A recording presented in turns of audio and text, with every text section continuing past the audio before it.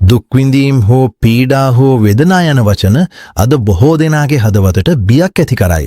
ඇතැම්මයි සිතන්නේ ක්‍රිස්තියානි ජීවිතය සම්පූර්ණයෙන්ම සුවය, ආශිර්වාද, සාර්ථකකත්වය සහ ගැටලු රහිත ජීවිතයක් බවයි. ඇතැමයි ඒ ආකාරයටම ප්‍රචාරයත් කරයි.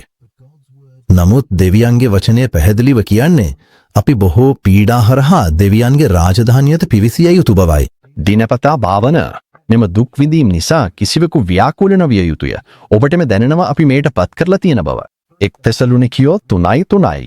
දුක් විඳීම් හෝ පීඩා හෝ වේදනා යන වචන අද බොහෝ දෙනාගේ හදවතට බියක් ඇති කරයි. එතෙමයි සිතන්නේ ක්‍රිස්තියානි ජීවිතය සම්පූර්ණයෙන්ම සුවය, ආශිර්වාද, සාර්ථකත්වය සහ ගැටලු රහිත ජීවිතයක් බවයි. එතෙමයි ඒ ආකාරයටම ප්‍රචාරයත් කරයි. නමුත් දෙවියන්ගේ වචනේ පැහැදිලිව කියන්නේ අපි බොහෝ පීඩා හරහා දෙවියන්ගේ රාජධානියට පිවිසිය යුතු බවයි.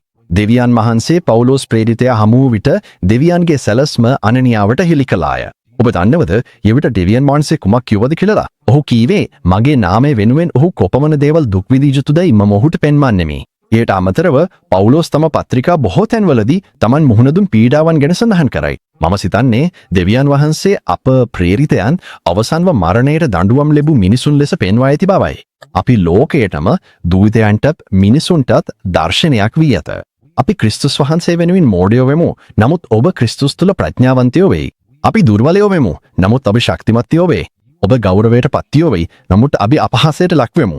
මෙතෙක් පෙමණි මේ වේලාවට අපි බඩගිනියෙන් තැවරුමින් සිටිමු. අපට හොඳ ඇඳුම් නැත.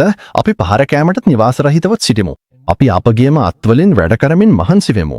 අපි අපහාසයට ලක් වූ විට ආශිර්වාද කරමු. පීඩාවට ලක් වූ විට අපි ඉවසන්නෙමු. අපහාසයට ලක් වූ විට අපි ඉල්ලීම් කරමු. අපි ලෝකයේ කුණු ලෙස මේ දක්වා සියල්ලේම ඉවත දැමූ දේ ලෙස පවා සැලකමු. 1 කොරින්ති chapter 4 verse 9-3. දේවයන් වහන්සේ වෙනුවෙන් ජීවත් වීම යනු අත්හදා බැලීම් රහිත ජීවිතයක් නොවේ. ඒ වෙනුවට සැබෑ ක්‍රිස්තියානි ජීවිතය යනු දෙවියන් වහන්සේගේ නාමය වෙනුවෙන් අපි දුක් විඳින්නට සිදු වුණත් ඒ දුක් වලින්ම අපි ගෞරවයට පත් කරන ජීවිතයකේ. දුක්ඛය හෝ පීඩා සම්පූර්ණයෙන්ම ක්‍රිස්තියානි ජීවිතය නොවේ. නමුත් ඒ ක්‍රිස්තියානි ජීවිතයේ කොටසක් වේ. ඒ අපව දෙවියන් වහන්සේගේ රාජධානියට ගෙන යන අත්‍යවශ්‍ය මාර්ගයකි. එබැවින් දෙවියන් වහන්සේගේ වචනය කියන්නේ අපි පීඩා විඳින්නට පත් කර ඇති බවයි. අපිට අපහසුතා, දුක්ඛ හෝ සටන් ගැන බිය විය යුතු නැහැ. ඒකට හේතුව වල්ලේ මේ සියල්ල අතරතුරක් දෙවියන් වහන්සේ ඔබ සමග සිටිනවාය. ඔබට හැකියවීමෙන් අධිකලෙස ඔබට අත්හදා බැලීමට හෝ පරීක්ෂා කිරීමට දෙවියන් වහන්සේ ඉඩ නොදෙනවාය.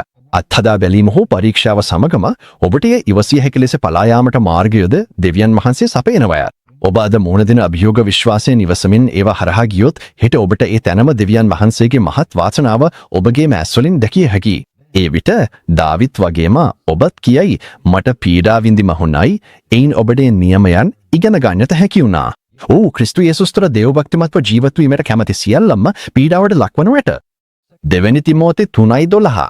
ඉලිසන්දරයි ස්වාමී ජේසුස් ක්‍රිස්තුගේ කරුණාව, පියාණන්ගේ ආදරය සහ පවිත්‍ර ආත්මයන්ගේ සංගමය ඔබ සමග වේවා. ආමෙන්.